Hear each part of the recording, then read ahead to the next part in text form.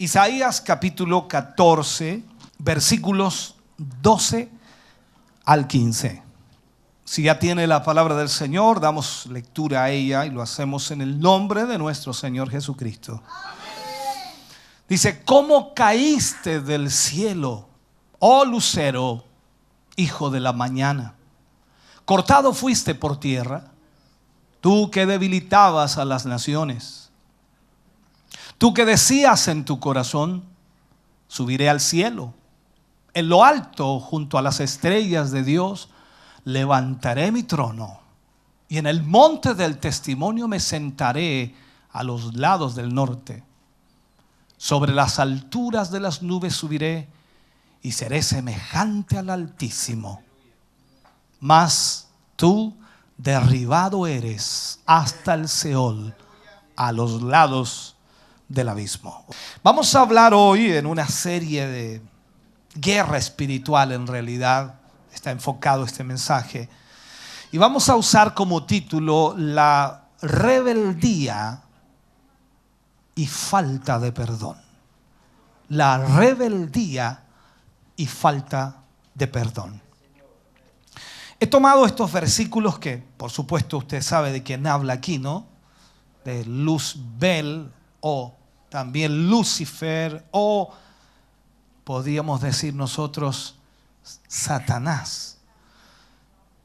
Pero dentro de esto, lo que está enfocando aquí es el principio de la rebeldía. Aquí lo que vemos es que Satanás se rebeló, Luzbel se rebeló contra Dios. Y sabemos que la rebeldía es un acto que trae muchas consecuencias.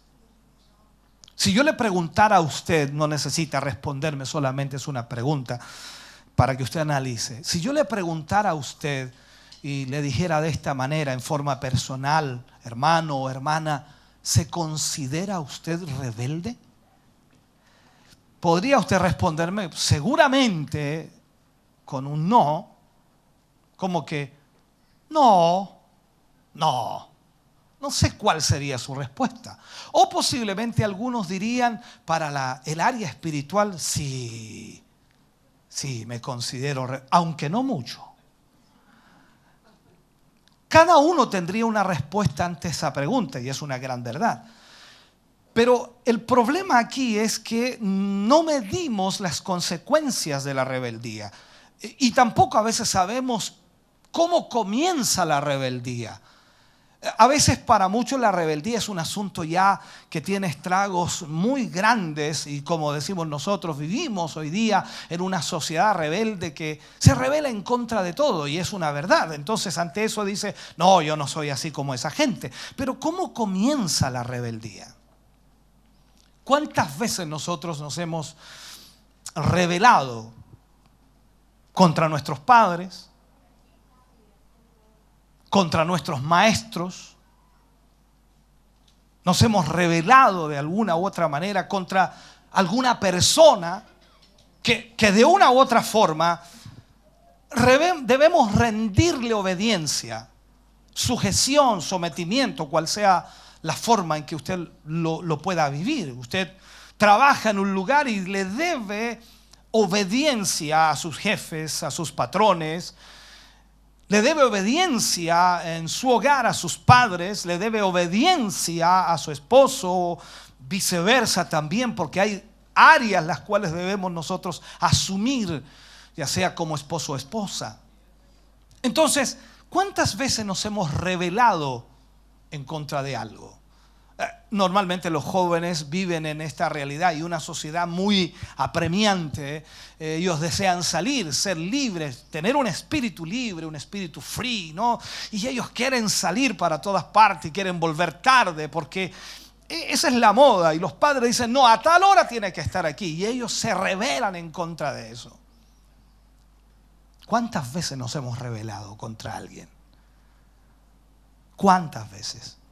Entonces, debiendo ser obedientes o debiendo nosotros obediencia a aquellas personas, nos rebelamos y lamentablemente no hacemos lo que debemos hacer. Entonces, lo cierto es que el ser humano es un ser rebelde, por naturaleza. Podría hacer ese ejercicio, mire a su lado. Y ahí mire a su lado, derecho, izquierdo. No sé, mire el rostro de su hermano ahí. ¿Quién podría pensar que en ese rostro puede haber un rebelde? ¿Quién puede imaginar eso? Porque en más de alguna ocasión tiene que haberse provocado eso. Ahora, si el padre está al lado del hijo, lógicamente el papá le dice al hijo, ¿viste, hijo? Pero el hijo le dice, ¿y usted no? Y comienza todo esto. Al final todos, de una u otra manera, hemos sido rebeldes en algún momento de nuestra vida. ¿Por qué? Porque el ser humano por naturaleza es rebelde. Siempre el ser humano se está apartando de las leyes. Siempre el ser humano está en desobediencia porque quiere obedecer en cierta forma a sus caprichos y a sus deseos. Eso es lo que vivimos diariamente. Todos nosotros queremos obedecer a nuestros caprichos, a nuestros deseos. ¿Qué quiere hacer hoy día después del culto usted? Yo quiero ir al río, voy a poner ejemplos solamente, quiero ir a la piscina. Y su papá le dice, no vamos a ir a ninguna parte. Automática rebelión. Y uno dice, no, pero si se enojó, pero se le pasa. Pero eso se va guardando. Eso es como un depósito a largo plazo. Y en algún momento ese depósito a largo plazo hace su giro. Y automáticamente explota en una situación a veces irreparable en la familia. ¿Por qué? Porque el ser humano siempre quiere ir en contra de las leyes. Verde. Cambió amarillo. Dale. Con rojo. Es una cosa natural. Dígame si no. No, si no pasé en rojo, pasé en amarillo. Somos así, rebeldes. O sea, estoy tratando de darle algunos ejemplos que son prácticos, ¿no? Ahora, el primer rebelde en la historia bíblica, en la historia de la humanidad, en la historia de la creación, en la historia de Dios, el primer rebelde fue Satanás. El arcángel encargado del coro celestial, lo voy a poner así, de dirigir las alabanzas en los cielos, que por supuesto estaban destinadas a adorar, a exaltar al Dios Todopoderoso. La Biblia dice que este ángel fue creado perfecto. Mire a su lado. ¿Encuentra a alguien perfecto? No, pues es un hecho que no, dice pastor. No, si nadie es perfecto. Con mayor razón entonces. Si este perfecto que fue creado en perfección era el ángel, dicen algunos teólogos que era el ángel amado de Dios. No vamos a poner el regalón en nuestros términos o el que, ¿me entiende? El que más quería a Dios. Pero era un ángel creado por Dios exclusivamente para dirigir la adoración y la alabanza a Él. Pero ¿qué pasó? Le entró la soberbia a su corazón. Eso es lo que la Biblia nos muestra en cierta manera. Entró la soberbia en su corazón. Se llenó de orgullo. Entonces, cuando entra la soberbia en el corazón de Luzbel, este ángel que fue creado para adorar a Dios, entra el orgullo en él. ¿Por qué? ¿Por qué entró el orgullo? Fue a causa de su perfección, porque él era perfecto, no que se sentía perfecto, era perfecto, fue creado en perfección. Y él comenzó a ver su perfección, a mirar su perfección, y se sintió tan bien que el orgullo entró. O sea, usted y yo no fuimos creados en perfección. Somos seres humanos falentes, fallamos. Pero dígame si más de alguna vez no nos hemos sentido orgullosos. O sea, si me pregunta a mí, una cantidad de veces que he tenido que reprender al Hugo. ¿Por qué? Porque somos así. Es automático, somos orgullosos. ¿Por qué? Porque no fuimos creados en perfección y algo que nos sale bien, algo que hacemos bien, automáticamente nos da el orgullo a nuestra vida. Ahora, eso debe ser controlado, debe ser bajado de nivel. Porque cuando se llenó de orgullo por causa de su perfección, por causa de su belleza, más encima era bello. Si yo me miro al espejo, digo, ¿de qué me enorgullezco? O sea, más encima era bello. Eso es lo que dice la Biblia acerca de Luzbel. Y además, cuando entró todo esto y se da cuenta que era perfecto, que era bello y todo lo que hacía era bueno, entonces lógicamente dijo, yo ahora quiero ser igual a Dios.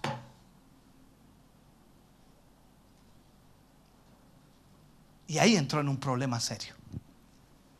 Así fue como empezó en realidad a crearse él, Luzbel, un ejército, entre comillas, no voy a ponerlo así planteando la idea, para rebelarse en contra de su creador, para rebelarse en contra de Dios, por lo que Dios lo destronó, destruyó y lo mandó a la tierra, lo echó de los cielos. Eso lo vemos en la historia.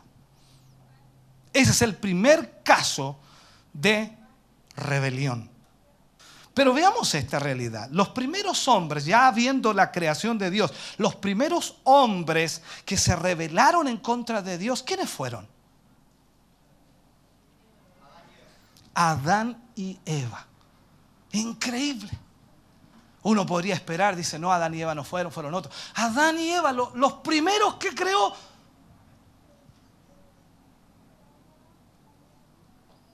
Fueron creados por Dios. Y fueron creados a la imagen y a la semejanza de Dios. Alguien dijo por allí, un teólogo dijo, Adán y Eva eran hermosos, no como nosotros. Eso lo dijo un teólogo, dando a entender de la perfección que Dios había creado allí. Y dice, con los años, dijo el teólogo, con los años nos hemos ido deteriorando. O sea, cada vez el molde está más feo. Eso es lo que le explicaba. O sea, Adán y Eva fueron creados en perfección. ¿Por qué? Porque fueron creados a la imagen y a la semejanza de Dios. ¿Qué sucedió aquí con Adán y Eva? La Escritura dice que Adán y Eva desobedecieron una orden directa de Dios. Una orden directa de Dios. ¿Le ha pasado a usted que de repente está en su vida y dice, Dios me habló? Dios me habló. Entonces el hermano dice, sí, Dios me habló. Pero usted desobedece lo que Dios le habló. Es como el entusiasmo que nos da, ¿no? Hoy fui en la mañana al culto y Dios me habló. ¿Y qué te dijo? Me dijo varias cosas que tenía que hacer y no las hiciste. ¿Qué es eso?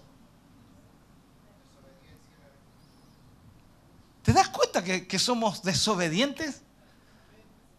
No te enojes conmigo, yo estoy tratando de explicarte este punto. O sea, esta es la realidad. O sea, aquí cuando vemos a Adán y Eva, ellos desobedecieron una orden directa de Dios, por lo que el pecado entró en sus corazones y lamentablemente luego entró la muerte en ellos.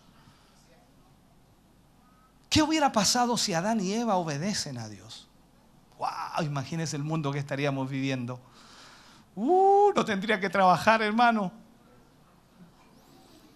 Oh, Dios mío, que sería lindo, ¿no? Se imagina todo el día alabando a Dios. Oh, qué día más lindo. ¿Y a qué hora comemos? Ni se preocupe. Dios se encargaría de todo. Porque ahí estaba encargándose de todo el Señor. El huerto donde los tenía, ni siquiera tenían que labrarlo, trabajarlo, sembrarlo. Estaba todo a la mano, todo lo que necesitaban. Todas las proteínas, todas las vitaminas, todo lo que necesitaban para su vida y su crecimiento sanamente. Pero tenía que darle la cuestión del árbol ahí.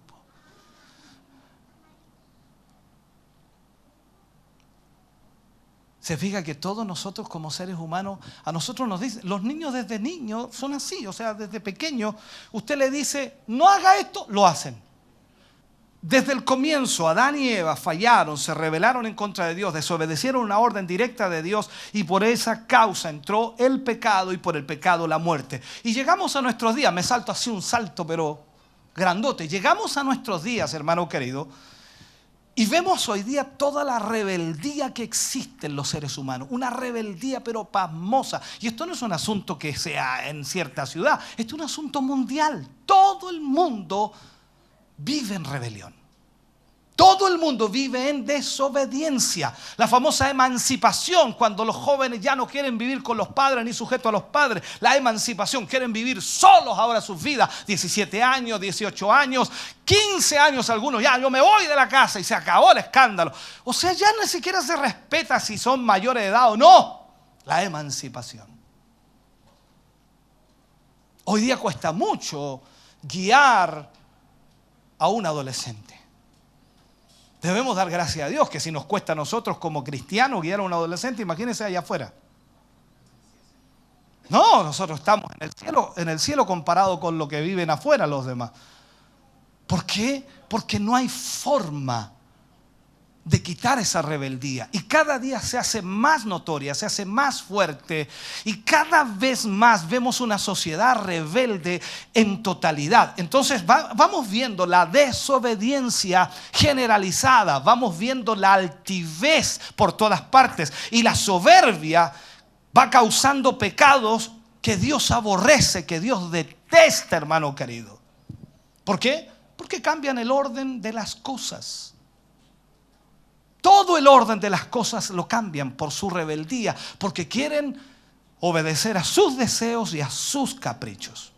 El orgullo no permite que alguien reconozca que es rebelde. O sea, esta es una realidad, somos rebeldes por naturaleza. O sea, usted dice, no, yo no soy así. Todos somos rebeldes por naturaleza. Hemos desobedecido algo que teníamos que obedecer. Hemos desobedecido a nuestros padres, hemos desobedecido a nuestros líderes, hemos desobedecido a nuestros jefes. En fin, nos hemos rebelado. Y usted dice, pero es que yo no alego. Y sin alegar eres rebelde. Así es. Amén.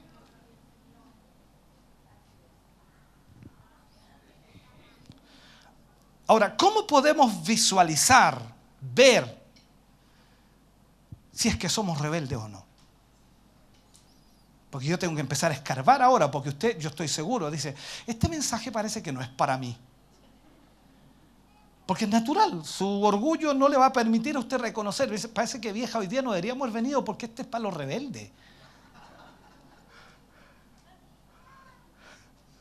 Ahora, normalmente las personas que van hacia la rebeldía, a esa actitud rebelde, comienzan a perder el interés de buscar a Dios.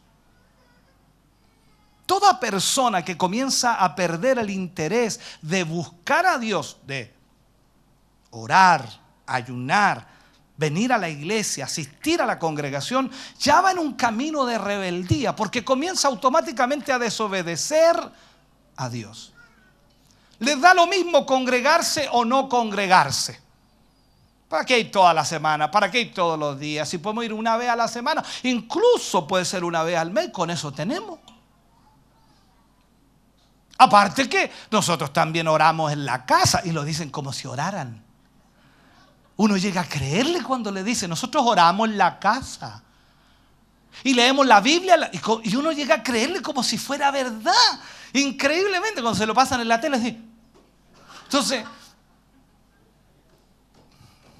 les da lo mismo trabajar o no trabajar en la obra de Dios. O sea, les da lo mismo, comienzan a perder el interés por las cosas de Dios. Eso es automático. Toda persona que va en un camino de rebeldía comienza a vivir esa experiencia. Entonces, por eso que uno como pastor comienza a ver todos estos detalles. Y claro, cuando una persona comienza a alejarse de Dios, de la iglesia, del trabajo de la iglesia, es automático, está entrando en una rebeldía. Y usted le va a decir, hermano, ¿cómo está? Bien. Y uno dice, ¿está bien de verdad? Sí, sí, estoy bien. Pero hermano, ¿usted no ha ido? No, pero yo oro en mi casa. Yo alabo al Señor y no tengo duda que algunos deben hacerlo, porque yo también oro en mi casa, pero estoy aquí. Aleluya. O sea, no hay duda de que algunos lo hacen, pero el punto aquí, hermano querido, es que cuando comienza este camino de rebeldía, la persona comienza a perder el interés por obedecer a Dios, el interés por buscar a Dios, el interés por trabajar en la obra de Dios.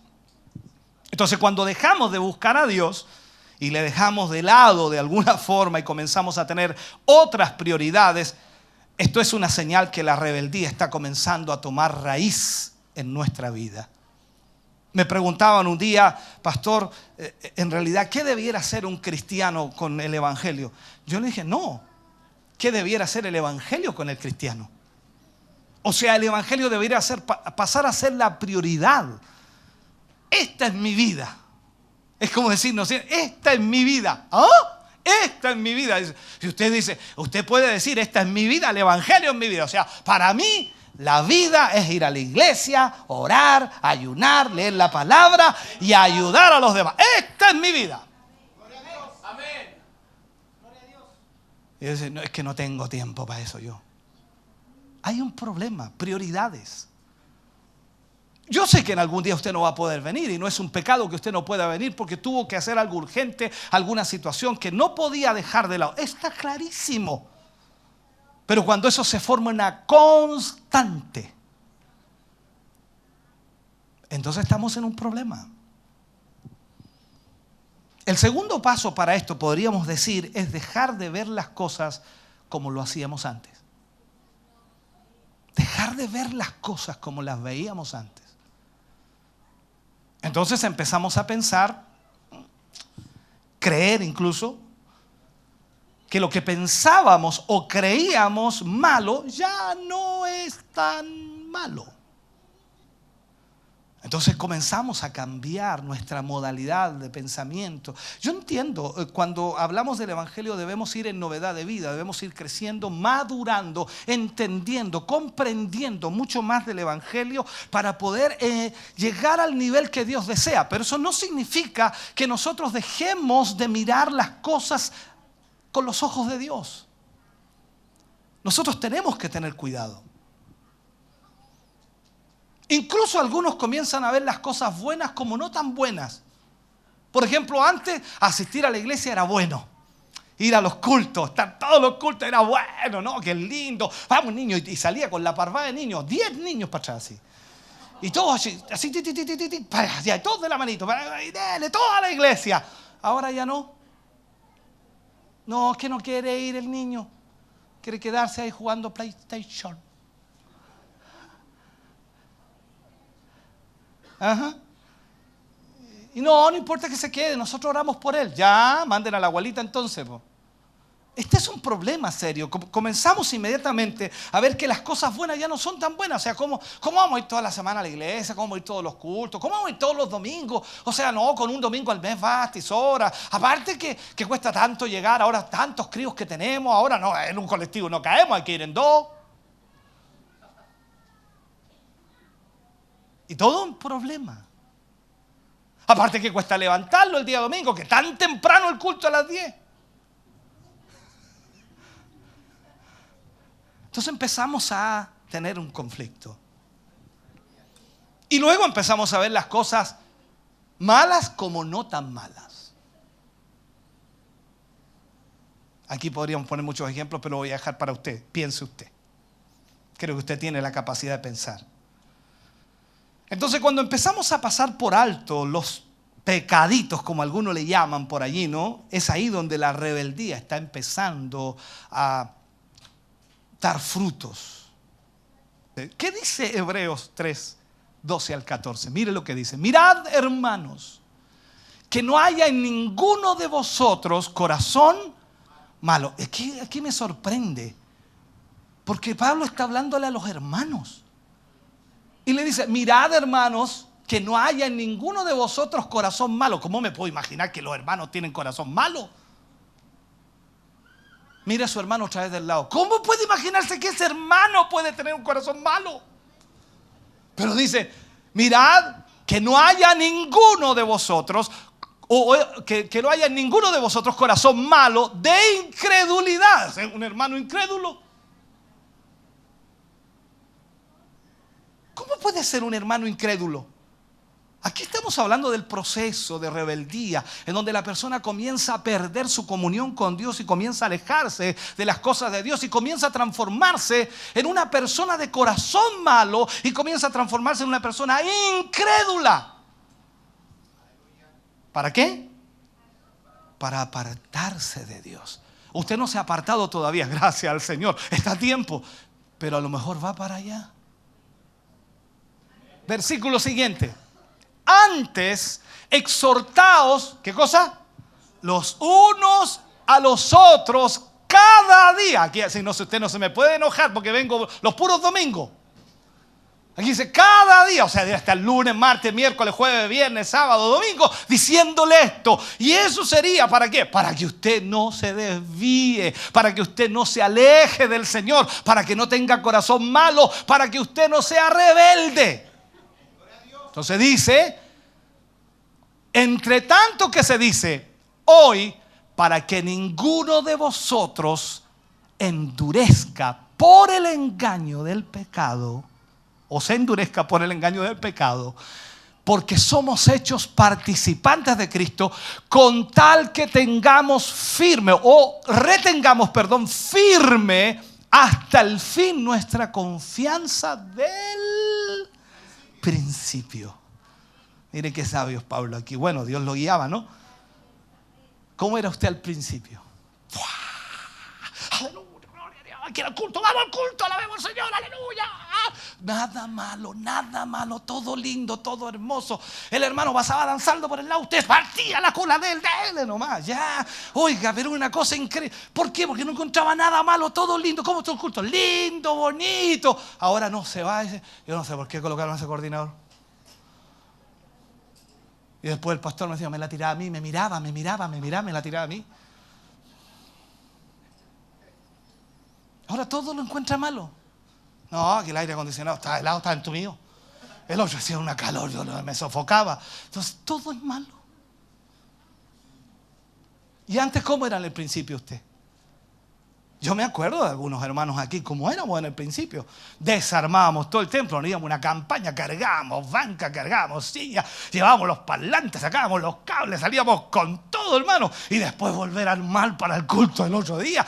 Y ahí estábamos 5, 6 de la mañana. A ver, y el otro día ahí estábamos con los ojos así, aleluya, aleluya. Ahora no, usted lo cita a un culto y dice, y vamos a ir allá, y tan lejos, ¿y por qué? Y no hay locomoción. Antes nos íbamos a pie, Chillán Viejo. Y a veces lloviendo, con un paraguas 4. Yo me reía, con un paraguas 4. En los de la orilla se metían así, bien mojado, llegaba. Dice, listo, nomás, alabado sea el Señor. Ahora no, le tienen aire acondicionado.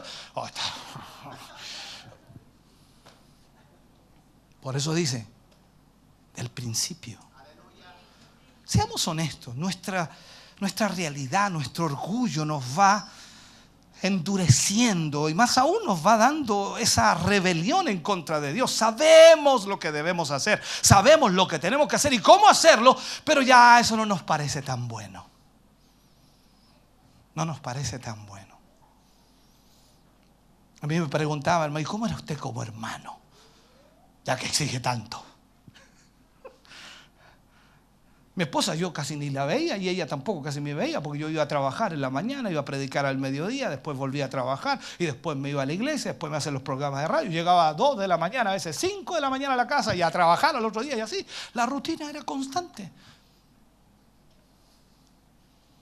Elizabeth creciendo, chiquitita, nosotros, dele nomás. Esa era nuestra vida, el evangelio. Trabajábamos para poder vivir, para que estos huesos no se desaparecieran. Pero nuestra vida era el evangelio.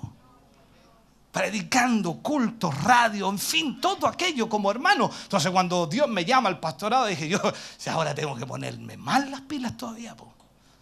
Si antes como hermano era jodido, corredor, esto, otro. O sea, ahora con mayor razón. Eso era en el principio. Ahora véase cómo está usted. ¿Cómo se siente? No, me duele aquí. No hablo de eso. ¿Cómo se siente hoy como cristiano usted? Entonces, cuando vemos aquí que el orgullo y también la rebelión trae como fruto el pecado, cuando vemos eso, una vez que el pecado comienza a dar sus frutos, porque increíblemente los da, hermano, comenzamos a ser autosuficientes y caminamos con nuestra propia fuerza. Con nuestra propia fuerza. Ya no dependemos de Dios. No, nosotros somos autosuficientes. Queremos nosotros modificar el mundo con nuestra propia opinión. Por eso que hoy día tenemos un montón de gente opinando por redes sociales, por Facebook, y a veces escriben muy lindo. Y uno dice, uy, qué lindo escribe este hermano, podría ser poeta, escritor. Pero en la realidad no pasa nada con él. Entonces ahí es donde uno dice, bueno, ¿qué pasa con esta gente? Quiere cambiar al mundo con opiniones. Y el mundo no se cambia con opiniones. El mundo se cambia con estilo de vida, con forma de vida. O sea, el testimonio es el que cambia a las personas. Porque cuando la gente lo ve enamorado de Cristo a usted, cuando la gente lo ve buscando a Dios, cuando la gente lo ve viviendo para Dios, sin orgullo, sin ninguna rebelión, esa gente dice, yo quiero ser como ese, yo quiero ser como ella, porque esa gente vale la pena.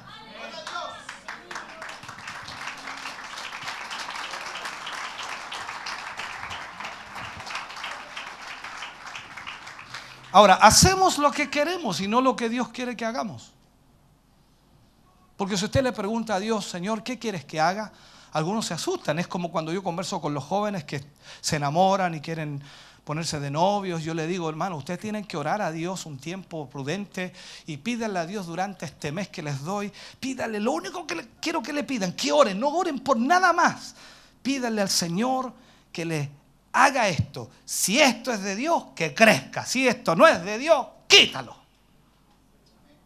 Y ahí ellos dicen, no. ¿Por qué no? Es que si Dios me quita esto, yo estoy enamorado.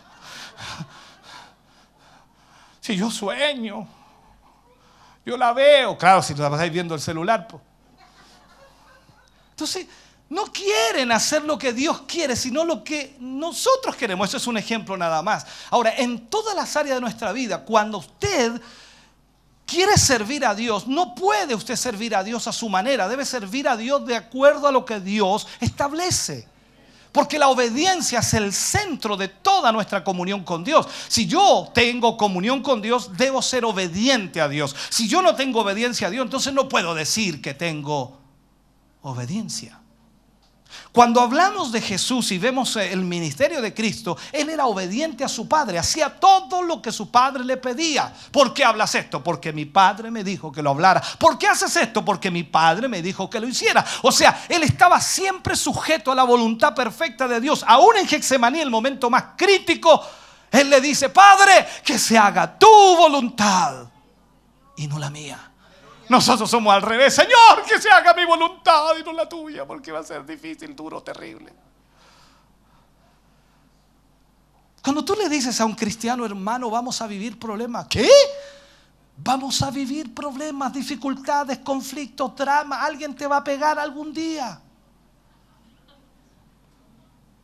Alguien te va a ofender algún día, alguien va a hacer algo en contra tuya y eso va a venir porque es parte de la vida y debemos entender que ahí es donde nosotros debemos actuar de la manera correcta. En otras palabras, cuando hablamos de la rebeldía, el problema es que a veces esa rebeldía gana nuestro corazón y se transforma en ese yo vanaglorioso y se hace cada vez más importante. O sea, al final la persona vive para sí mismo, vive para él, hace las cosas para él, hace lo que a él le gusta. Por eso usted va a encontrar hermanos y decir, hermano, ¿va a ir el jueves? No, a mí no me gusta ir el jueves. Hermano, ¿va a ir a la escuela bíblica? No, a mí no me gusta ir a la escuela bíblica. ¿A quién no le gusta? A él. Pero si le pregunta a Dios, Señor, ¿quieres que yo vaya a la escuela? Pero lógico, yo quiero que no sea un neófito, yo quiero que aprendas, anda. Entonces ese yo nos pasa de alguna manera a un nivel en el cual creemos que todo lo podemos en nosotros mismos y nos transformamos en orgullosos y rebeldes. Ese es nuestro problema. Vamos a una cita, Mateo 12, 34 y 35. Veamos lo que dice aquí la palabra del Señor. Mire lo que dice. Me llega a dar cosa leerlo porque usted dice, me la tiró a mí. Mire lo que dice, generación de víboras. Oiga, ¿cómo lo habrá dicho, no? ¿Cómo podéis hablar lo bueno siendo malos? Dígame si hay gente que habla lindo. Oiga, que habla lindo pero tiene un corazón más duro que una piedra. Amén. No mire para el lado, solamente mire para acá nomás. O sea, ¿cómo una persona, como dice ahí, puede hablar bueno siendo malo? Y ahí agrega, porque de la abundancia del corazón habla la boca. También por allí otro versículo dice que de un árbol no puede salir fruto bueno y fruto malo, ¿cierto? Vamos al siguiente versículo, 35. El hombre bueno del buen tesoro del corazón saca buenas cosas. Y el hombre malo del mal tesoro saca malas cosas. Ahora, ¿cómo se considera usted? ¿Bueno o malo? No me diga. Esto es un análisis que estamos haciendo. A mí me encanta hacer estos análisis. Algunos hermanos dicen, no le responda, porque después te hizo otra cosa peor. Y ya como que me conocen ya, entonces, pero trato de hacerlo reflexionar a usted. ¿Qué saco yo con venir acá y predicar un mensaje y todos terminemos danzando, ¿me entiende? Y después le preguntan a usted, ¿cómo estuvo el culto? Bueno. ¿Y de qué predicó el pastor? No sé, pero estuvo bueno. La idea es que se vaya aquí golpeándose su cabeza, que entienda lo que debe hacer para Dios, para que usted pueda cambiar y permitirle a Dios que Él haga un cambio en su vida. Porque si no, no sirve de nada, hermano querido, perder el tiempo. ¿Sabe? La mayoría de las personas rebeldes, hay ciertas características que se dan en ellos. La mayoría tienen envidia y orgullo. Envidia y orgullo en su corazón. Además de eso, se suma un montón de rencores y amarguras en el corazón. Le hago esta pregunta: ¿ha sentido envidia de alguien alguna vez? Yo creo que todos hemos sentido envidia de alguien. Mira el auto que se compró.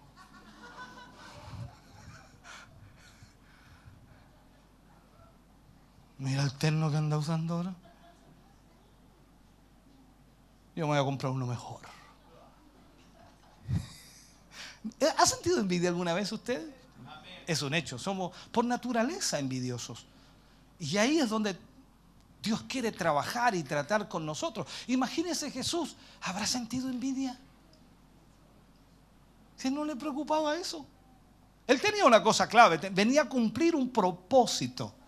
Y su propósito era eso. Por eso cuando querían seguirlo, él dice, no tengo dónde recostar mi cabeza. ¿Quieren seguirme? Las zorras tienen cuevas, las aves tienen nido, pero yo no tengo dónde recostar mi cabeza. O sea, le está diciendo, si quieren seguirme no hay problema, pero vamos a dormir en cualquier lugar donde nos pille la noche. No hay problema. Entonces, esto lo llevamos a esta realidad y a este tiempo. ¿Quieres seguir al Señor? No, pero yo quiero seguir, que el Señor me bendiga, que el Señor me dé un buen trabajo, que el Señor me dé un buen sueldo, que yo tenga un auto, que tenga una casa, que tenga niños en la universidad, y todo eso yo le sirvo. ¿Y si no te da nada de eso? ¿Le vas a servir? Ese es nuestro problema. Entonces ahí se hace algo diferente cuando en realidad nosotros decimos, no, Jesús es mi todo.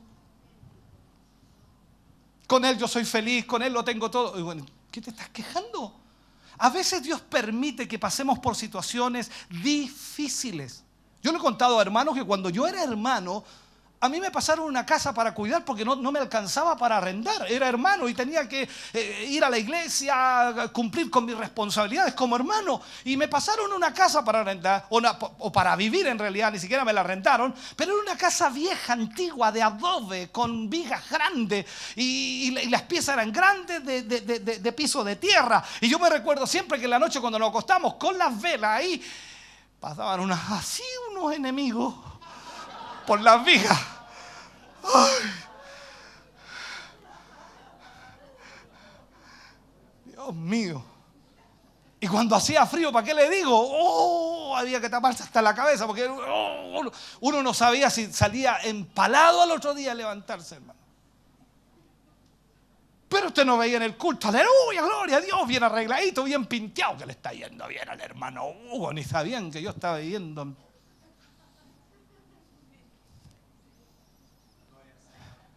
No, pero nosotros no podemos vivir eso. No es para nuestros tiempos. ¿Cómo se le ocurre? No. Hay jóvenes que de repente se quieren casar, no quieren tener todo, incluso hasta los hijos antes.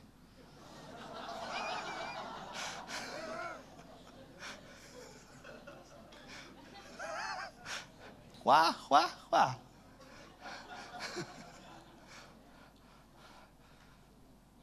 Y cuando los que se casaron aquí de mi época, ¿qué teníamos? Nada. Una teterita de medio litro, una ollita de medio litro, un sartencito chiquitito, una cocinilla de 2 platitos, un gas chiquitito porque no había para más grande, una cama. Y eso era todo. Y felices.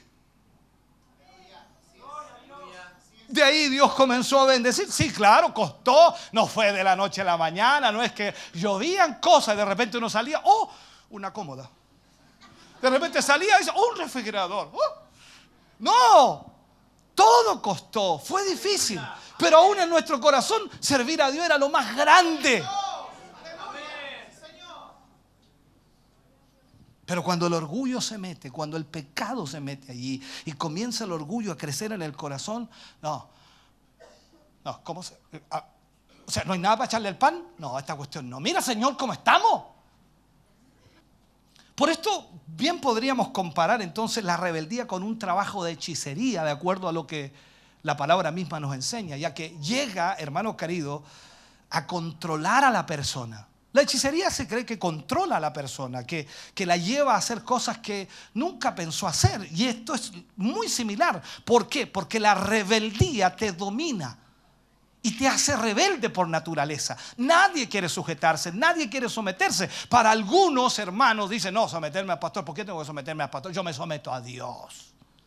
Pero ¿cómo te vayas a someter a Dios saltándote el proceso natural que Dios estableció para la iglesia? Algunos me dicen, no, pastor, es que usted tiene que ir a buscar la oveja perdida. Tienes toda la razón, la oveja perdida, pero tú estás perdido, estás amañado. ¿Tú te sabías el camino a la iglesia? Pues el otro perdido no sabe. Sí, porque dejó las 99 en el redil. ¿A dónde las dejó? En el redil y fue a buscar la que estaba. Eso es lo que hacemos. Vamos a hacer campaña evangelística. ¿Para quién? Para los perdidos, pero no para los amañados.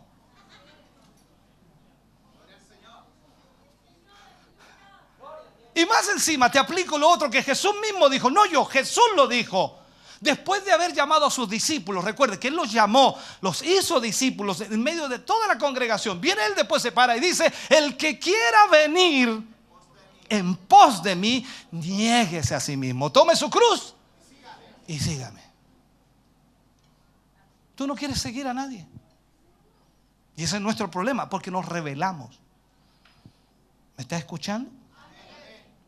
Entonces, cuando todo esto viene, lamentablemente la gente comienza a abandonar a Dios y, por supuesto, que deja a Dios de lado. Si Cristo gobernara en nuestro corazón, y lo hablo así en términos real, si Cristo gobernara en nuestro corazón, es posible dejar de ser rebelde. Tenemos que empezar a mirar nuestra vida. Por eso es que hay que entregarse completamente a Dios. Cuando nos entregamos completamente a Dios, Dios gobierna toda nuestra vida, todas las áreas de nuestra vida. Vamos a una cita bíblica para que entendamos. Romanos capítulo 12, versículo 1 y 2. Mira lo que dice aquí Pablo hablando a la iglesia de Romanos.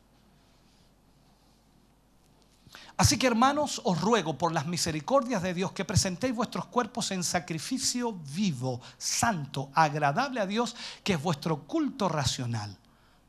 Y aquí dice, no os conforméis a este siglo. O sea, no miren para allá cómo vive la gente o lo que hace la gente, sino transformaos por medio de la renovación de vuestro entendimiento, entendiendo lo que vivimos y entendiendo lo que hacemos, para que comprobéis cuál sea la buena voluntad de Dios, agradable y perfecta. O sea, tenemos que comenzar a buscar a Dios de verdad. En todo tiempo, pues si buscamos a Dios vamos a poder encontrarlo. Vamos a otra cita, Apocalipsis capítulo 3, versículo 18 al 20. Estoy tratando de graficarle a través de la palabra lo que debemos hacer como cristianos. Mira lo que dice Apocalipsis 3, 18 al 20. Por tanto, yo te aconsejo que de mí, habla Dios allí, que de mí compres oro refinado en fuego, no allá en la farmacia, ni en ningún otro lugar, ¿ya?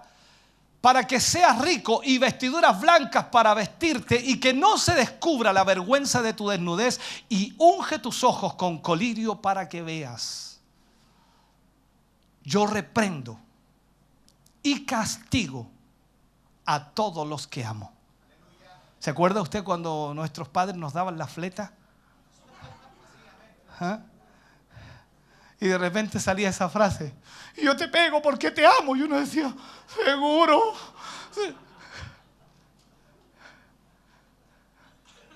Claro, y con los años uno se da cuenta que de verdad nos amaban.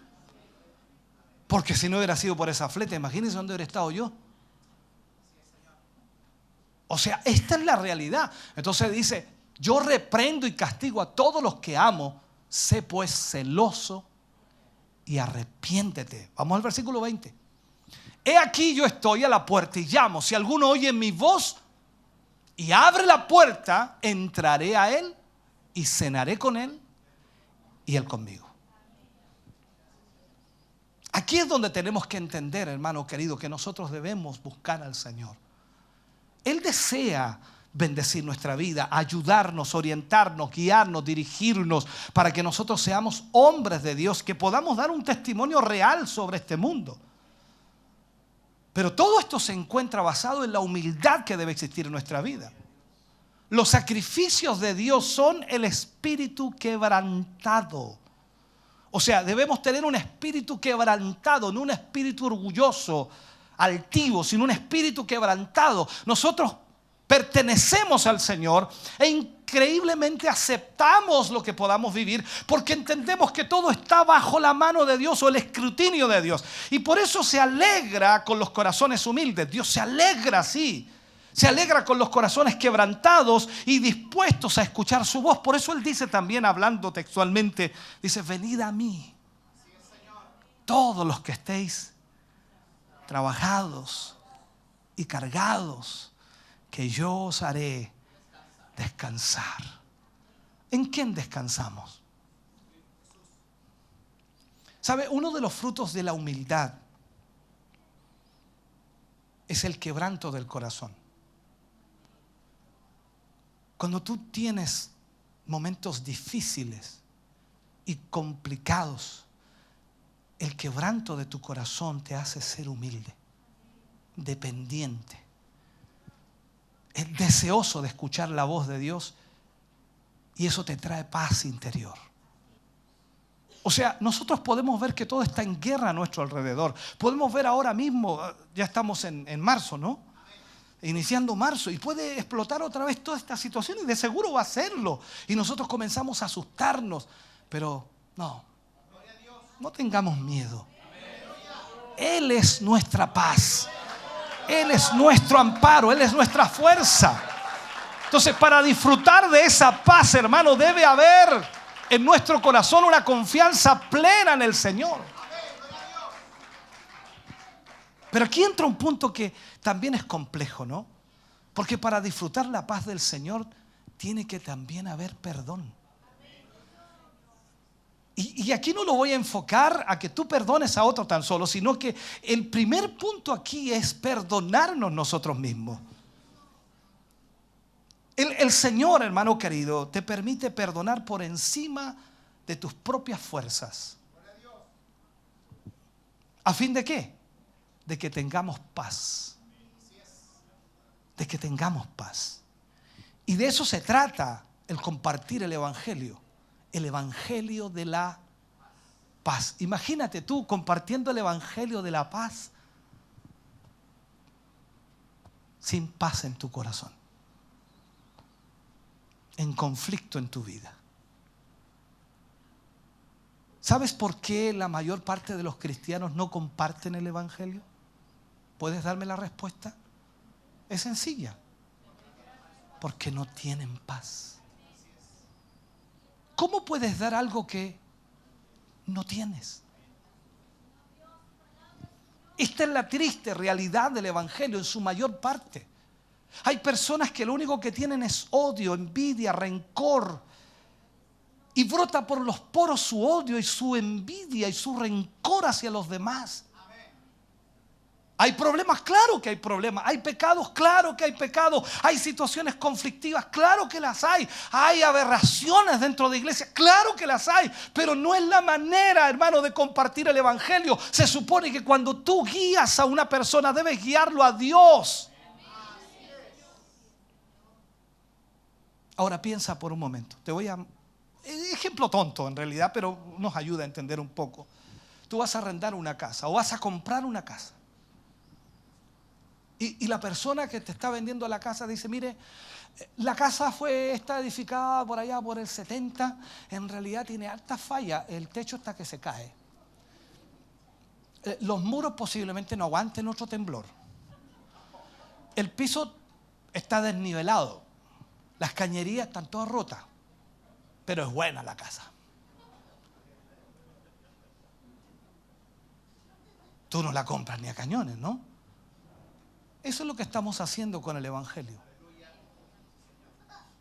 Subimos a los altares sin paz y tiramos toda la basura que oímos, que escuchamos, que vemos, que observamos, y la gente en el mundo perdida en eso mismo nunca va a entrar a nuestra iglesia.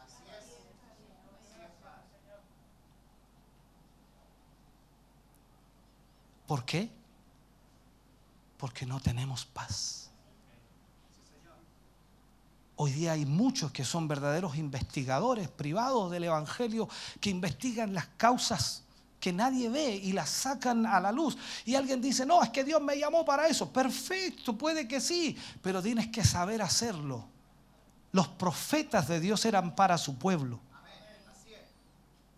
Cuando Juan el Bautista profetizó a su pueblo. Cuando le habló a Herodes, le habló a alguien de su pueblo. En otras palabras, aquí es donde nosotros tenemos que arreglar los puntos. Si yo predico por la televisión, no voy a predicar eso que tengo que tratar en la oficina o que tengo que tratar en una reunión. ¿Por qué? Porque las cosas que yo debo plantear hacia afuera es el Evangelio de la paz. Veamos algo que el Señor Jesús enseñó, y aquí yo creo que nos va a aclarar algo. Mateo capítulo 6, versículo 9 al 15. Esto se le llama el momento en que Jesús les enseña a orar. Y le dice, vosotros, o sea, también nos dice a nosotros. Ahora dice, nosotros debemos orar así. Pues oraréis así. Esta es la oración que el Señor nos enseña para que entendamos el contexto. Dice, Padre nuestro que estás en los cielos, santificado sea tu nombre.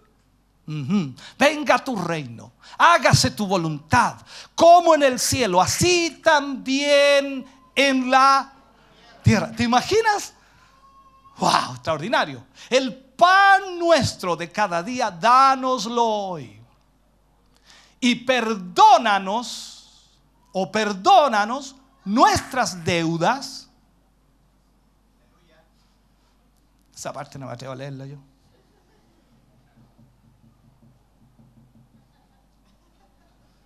¿Alguien la puede leer? Yo no.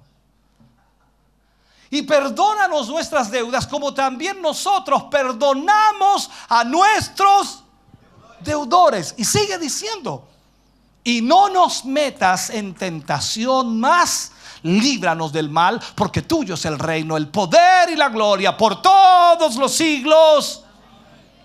Amén. Sigue.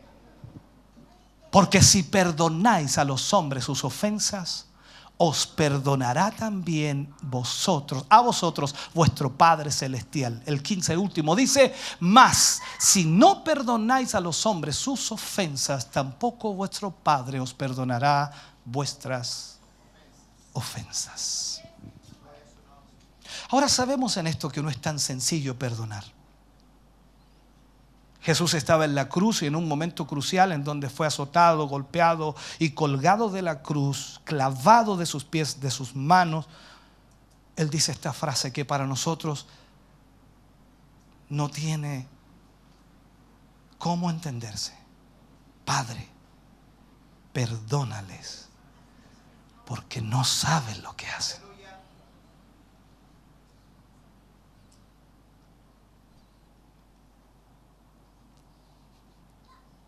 Muchas veces no es tan fácil perdonar, porque ¿sabe? No nos brota del corazón. ¿Por qué tengo que perdonarlo? Porque hay heridas. ¿Ha tenido heridas en su vida? Yo he tenido muchas heridas en mi vida, pero he tenido que aprender a perdonar, porque si no, no estaría sano, no estaría en paz. Subiría a este altar, pero con un garrote cortando cabezas con todo el mundo. ¿Por qué? Porque mi amargura está ahí. La única manera de poder presentarles a través de la prédica.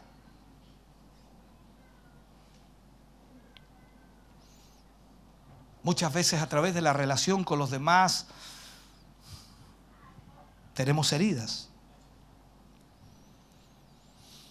Entonces, cuando leemos la Biblia, hermano querido, cuando vemos lo que el Señor nos enseña, y sobre todo en un momento cuando Pedro le pregunta al maestro, y esto es impresionante en Mateo 18, 21, 22, allí Pedro le pregunta al maestro en cuanto al perdón, en cuanto a qué debe hacer.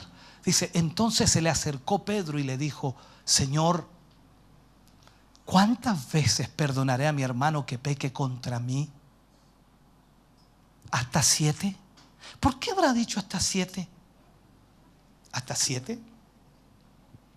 ¿Y qué dice el Señor? Jesús le dijo: no te digo hasta 7, sino aún hasta 70 veces 7. O sea, aquí es que el Señor no pide solamente perdonar alguna vez cuando tengas ganas, sino muchas veces. Es decir, siempre tengas ganas o no las tengas. Es que no siento de perdonar. Eres un hijo de Dios, una hija de Dios, tienes que perdonar. El perdón no es para que se sane el otro, el perdón es para sanarme yo. Entonces, a veces no entendemos lo que eso significa. Y esto, alguien puede hacerte daño, hablar de ti, que es lo más normal, ¿no? ¿Quién no pela? ¿Quién no habla mal del otro? ¿Quién no inventa algo? Me contaron, me dijeron, parece, a lo mejor oí, escuché, me escribieron, me whatsappearon, me facebookearon. En fin, de alguna manera lo supe y todo.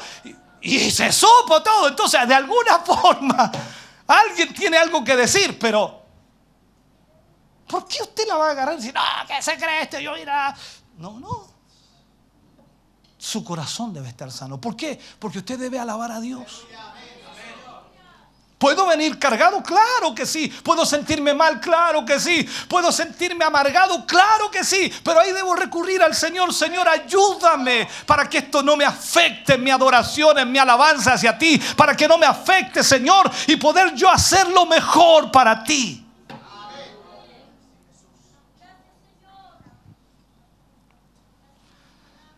Aprender a perdonar. ¿Usted ha aprendido a perdonar? Alguien dice: es que no es fácil. Claro que no es fácil. ¿Sabe? En la vida solo se aprende a perdonar cuando hemos necesitado que nos perdonen. Y a mí me han perdonado.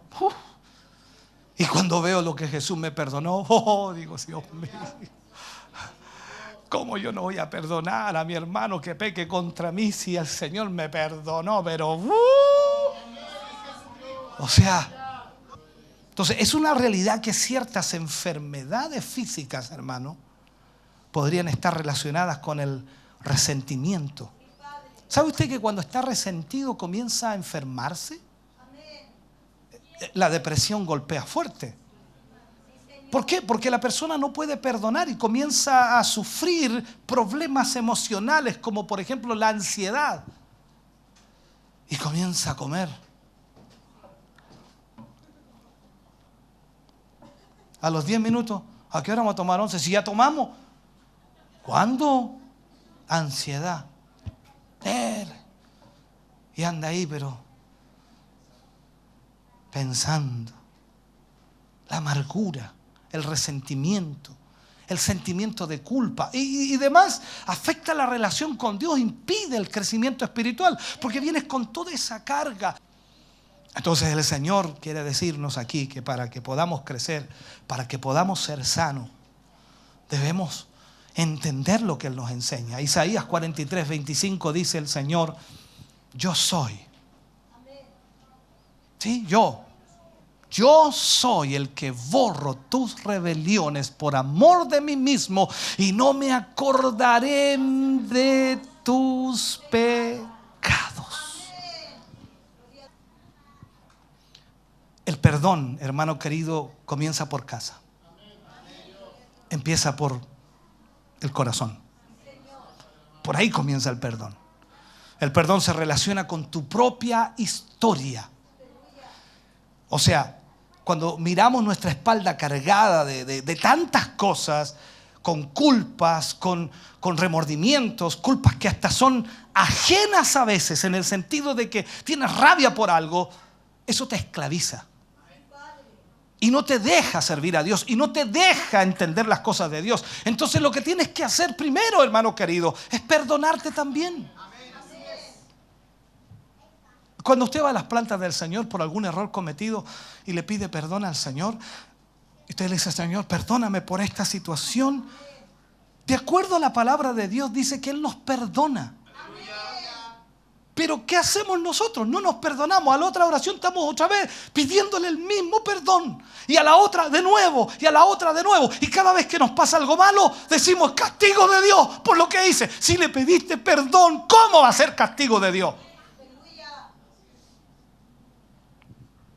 El problema es que nunca nos miramos como Dios nos mira. ¿Cómo miró Jesús al ladrón de la cruz? ¿Cómo miraba a los pecadores que se sentaban a comer con Él? O sea, ¿cómo nos ve el Señor? Tienes que animarte, hermano querido, a comenzar a buscar en tu vida aquellos momentos en los cuales Dios te ha perdonado y entender que cuando Él te perdona, Él nunca más se acuerda de aquello. Hay momentos en los cuales son especiales en nuestra vida y de verdad es una realidad. A veces yo tengo un lugar especial en donde yo oro al Señor y tengo una comunión más íntima. No es que el Señor esté ahí nada más, está en todo lugar, pero es como que en ese lugar una vez yo le pedí perdón por algo al Señor y sentí el perdón de Dios, y que cuando voy ahí yo sé que Dios me oye, yo sé que Dios me escucha. No es un asunto de espiritualidad o pasar más allá, pero la verdad, hermano querido, que cuando usted tiene momentos especiales en su vida espiritual, debe buscar ese lugar. Quizás en ese lugar encontrará la fuente del perdón para un hermano, para un amigo, para un vecino, para un pariente, para su esposa, para su esposo, no sé, para un compañero de trabajo que necesita tu perdón.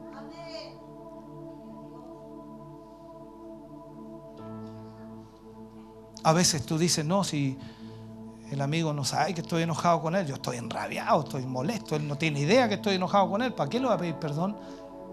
El perdón es para ti, para sanar tu corazón.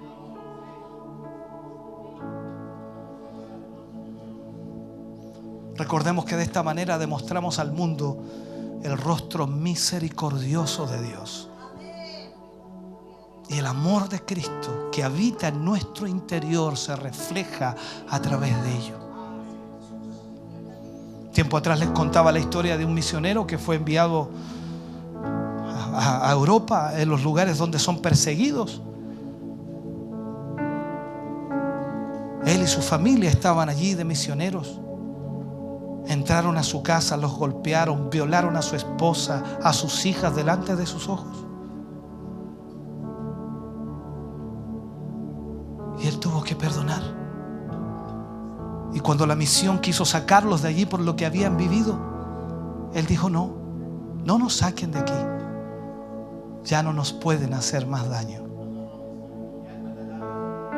¿Qué haces tú cuando alguien te ofende, te hiere y cargas con eso en tu corazón?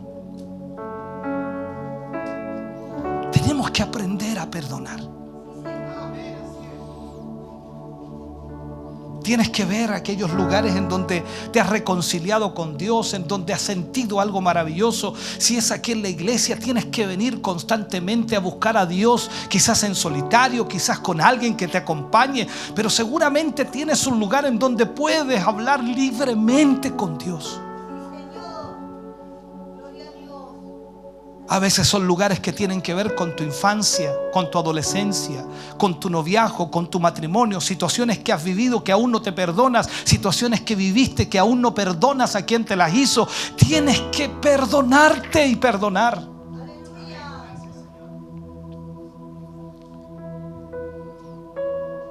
Tienes que ver realmente con perdonarte a ti mismo. Y perdones a otros sus ofensas que te hicieron y también las que hiciste.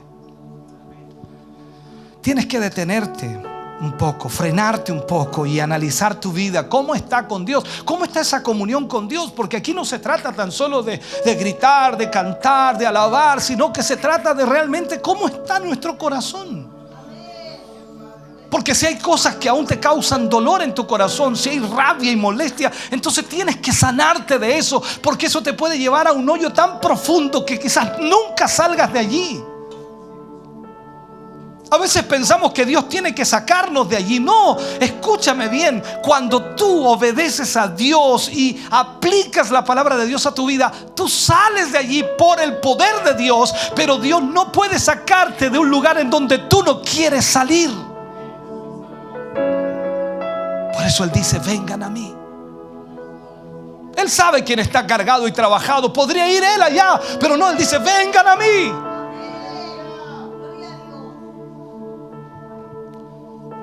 Perdónate y vas a poder perdonar. Reconcíliate y vas a poder ser instrumento de reconciliación. Serás hija de Dios, hijo de Dios, y vas a estar trabajando por la paz de la obra del Señor. Cuando uno no se perdona a sí mismo, hermano querido, piensa que cuando uno no lo hace así es más fácil volver a caer en una batahola de situaciones una y otra vez, y volvemos a sentirnos mal. Y ahí está también la realidad cristiana de muchos hermanos. Un tiempo están bien, otro tiempo están mal, un tiempo bien, un tiempo mal, un tiempo bien, un tiempo mal, desaparecen, luego vuelven, en fin, porque esta es la realidad. Caemos nuevamente en el mismo pecado por no estar sentados en el lugar donde Dios ya nos perdonó. El lugar donde ya nos entregó el perdón y la misericordia. Y esto sucede porque lamentablemente a veces hay resistencia del orgullo. O sea, no nos permite ir al lugar donde Dios quiere que nosotros estemos para poder ser perdonados y restaurados. Cuando tú y yo obedecemos a Dios, el enemigo no tiene ni una sola posibilidad, ninguna posibilidad de vencer o de detener el caminar del Hijo de Dios. Recordemos lo que le dijo a Josué en Josué 1:5: nadie te podrá hacer frente en todos los días de tu vida. Nadie te podrá hacer frente. Como estuve con Moisés, estaré contigo. no te dejaré ni te desampararé. Oh, bendito Dios. La única manera de recibir esa ayuda es no siendo rebelde. Luego le dice en el versículo 7 a Josué: solamente esfuérzate y sé muy valiente para cuidar de hacer, aquí me gusta, para cuidar de hacer, aleluya, conforme a toda la ley que mi siervo Moisés te mandó. No te apartes de ella ni a diestra ni a siniestra, para que seas prosperado en todas las cosas que emprendas. El cobarde tiene su lugar, pero no cerca de Dios. Para servir a Dios hay que ser valiente. Hermano, no dejes que el diablo te haga recordar tu pasado, pues ese pasado ya no importa. ¿Tú crees que el diablo no me ha traído a veces el pasado? Una cosa es recordar el pasado para ver de dónde Dios nos sacó, pero otra cosa es cuando el enemigo te recuerda tu pasado para enrostrarte tu pecado, tu maldad, y decirte: mire, el evangélico ahora. ¿No te acordáis cómo era? No, ese pasado no importa. Fue perdonado, fue llevado a la cruz. ¿Me estás oyendo? Lo que importa es lo que está por venir, hermano querido. Lo que importa es aquí y ahora, lo que estamos viviendo en Cristo Jesús. Eso es lo que importa. Dios no quiere más nada de lo mismo. O sea, no.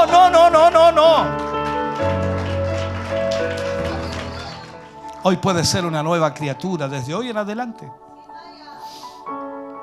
pero solo si tú dejas tu rebeldía y quieres comenzar una nueva vida en Cristo. Ponte de pie, por favor. Ponte de pie.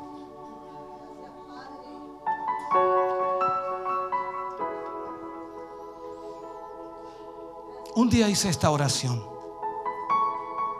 Palabras más o palabras menos, pero este era el enfoque que tenía esta oración.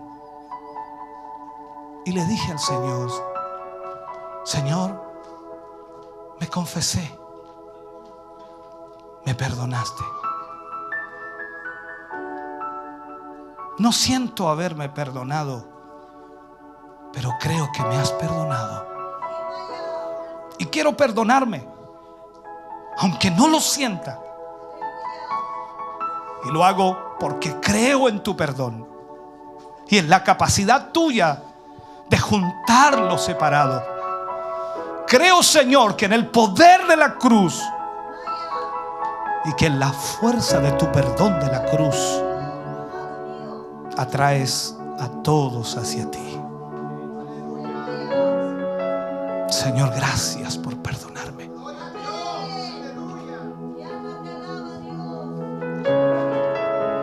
Atrévete en esta mañana a confiar en la promesa de Dios. Atrévete en esta mañana y decirle al Señor: Señor, me perdono porque tú me perdonaste. Me amo porque tú me amaste. Me quiero porque tú me quieres. Y en este lugar me encuentro contigo, Señor. Solo Dios puede ayudarnos para escapar de aquella rebeldía y la falta de perdón. Solo Él puede hacerlo y cambiar absolutamente toda nuestra vida. El perdón te sana a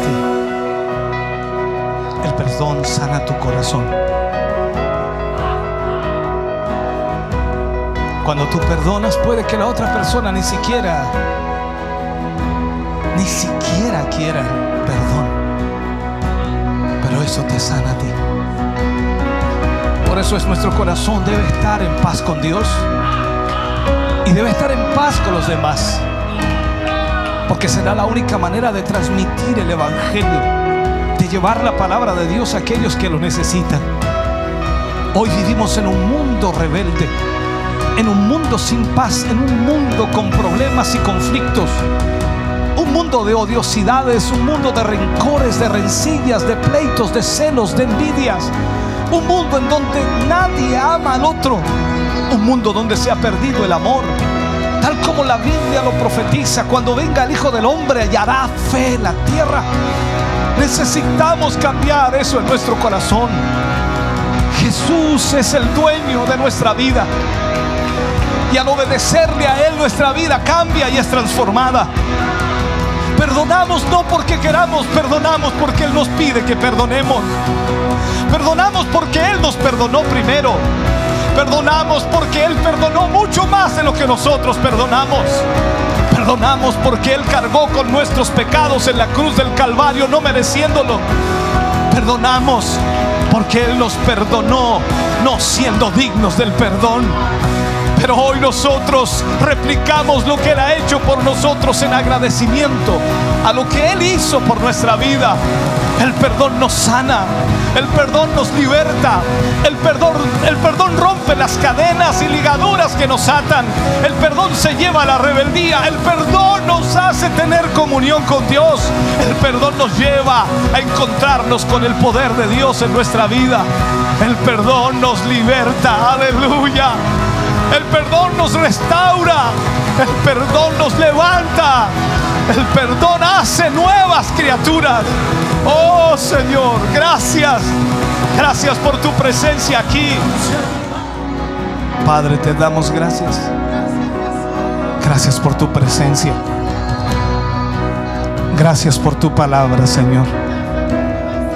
Por sobre todas las cosas yo te pido que tu palabra, Señor, pueda producir en el corazón y vida de tus hijos una restauración.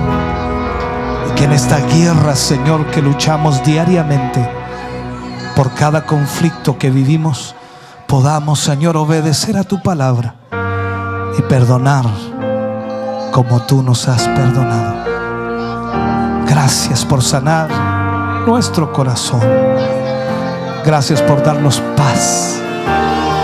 Oh Señor, te agradecemos en el nombre de Jesús. Aleluya. Oh Señor.